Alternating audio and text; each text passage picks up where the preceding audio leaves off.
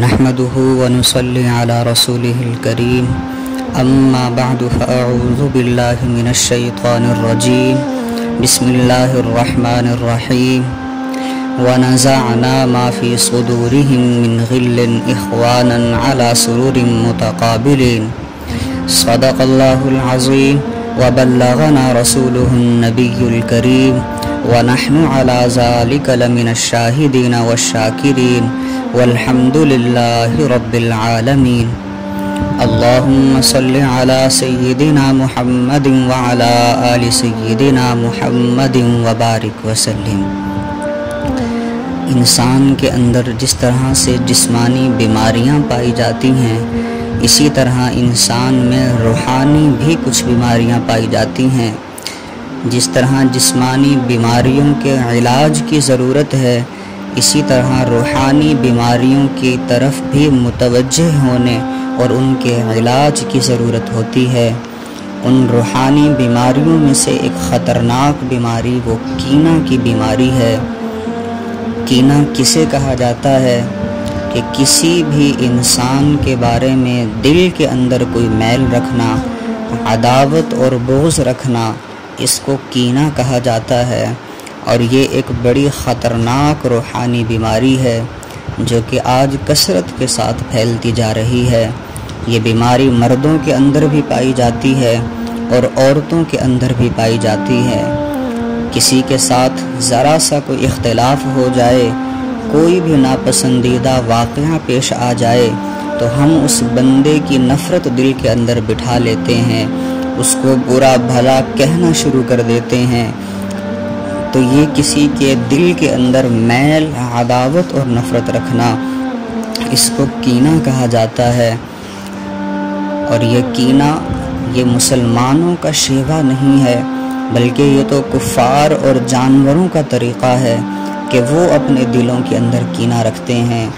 چنانچہ کفار کے دل کے اندر مسلمانوں کے خلاف بہت زیادہ کینہ ہوتا ہے، اور وہ کبھی بھی کسی بھی صورت میں مسلمان کا بھلا اور اچھا ہونا نہیں دیکھ سکتے ہیں۔ اسی طرح یہ کینہ جانوروں کے اندر پایا جاتا ہے، اور پھر جانوروں کے اندر سب سے زیادہ کینہ رکھنے والا جانور وہ اونٹ ہے۔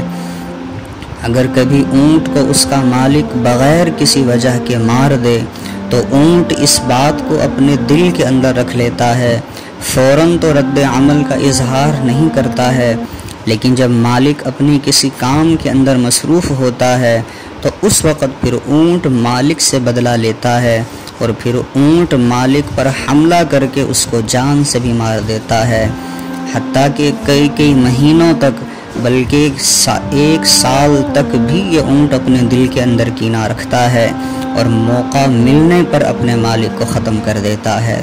تو یہ دلوں کے اندر کینہ رکھنا یہ تو جانوروں کا کام ہے، انسانوں کا تو یہ کام نہیں ہے۔ انسانوں کو چاہیے اگر کبھی کسی کے ساتھ کوئی ناپسندیدہ واقعہ پیش آ جائے، اللہ کے لیے اس کو بھلا دیا جائے اور مومن کی محبت دل کے اندر رکھی جائے، دلوں کے اندر اس کینہ کو پیدا نہ کیا جائے۔ ہمارے دلوں کے اندر کینہ موجود ہے یا موجود نہیں ہے، کیسے ہمیں پتہ چلے گا؟ علماء نے اس کی کچھ نشانیاں لکھی ہیں، ہم ان نشانیوں کو اپنے اندر تلاش کریں۔ اگر ہمیں اپنے اندر ان میں سے کوئی نشانی نظر آتی ہے تو سمجھ جائیں کہ ہمارے اندر کینہ موجود ہے، اور ہم جلد از جلد اپنی اصلاح کی کوشش کریں اور دل سے ہم کینے کو ختم کرنے والے بن جائیں۔ چنانچہ کینہ کی پہلی نشانی یہ ہے کہ کسی کے عیب ڈھونڈ کر خوش ہونا۔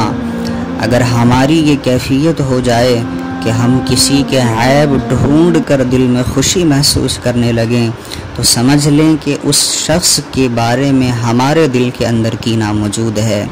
اب ظاہر بات ہے کہ جو بندہ برا لگتا ہے تو پھر انسان اس کی برائی ڈھونڈ کر خوش ہوتا ہے، تو یہ کسی کی برائیوں کو تلاش کر کے اس پر خوش ہونا یہ کینہ رکھنے کی دلیل ہے۔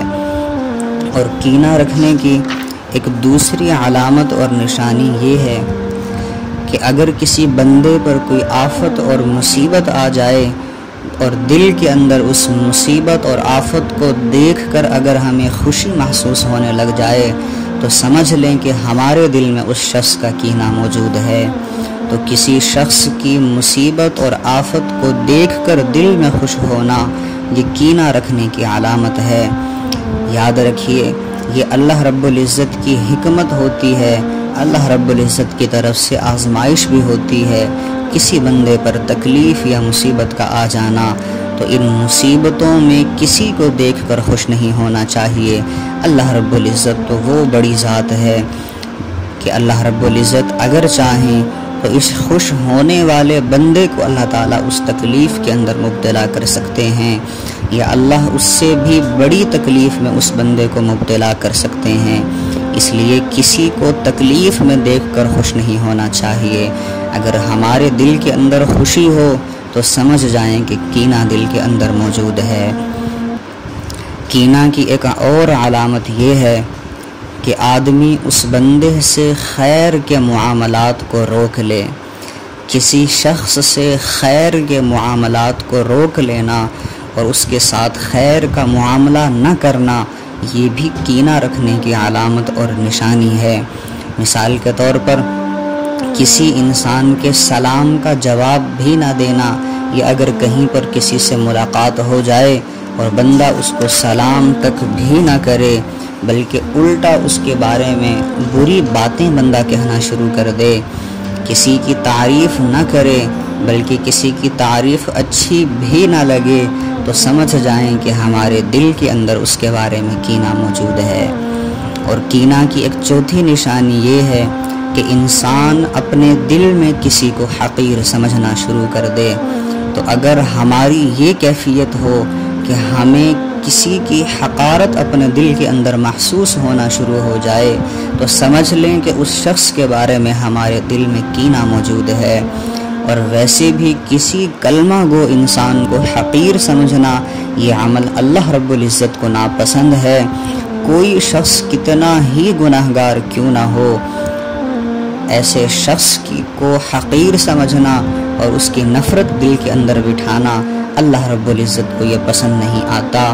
ممکن ہے کہ اس بندے نے اللہ رب العزت سے معافی مانگ لی ہو، وہ بندہ توبہ طائب ہو چکا ہو، اور ہم اس کی نفرت، اس کی حقارت دل کے اندر بٹھائے رکھیں تو یہ بہت نقصان والی بات ہے۔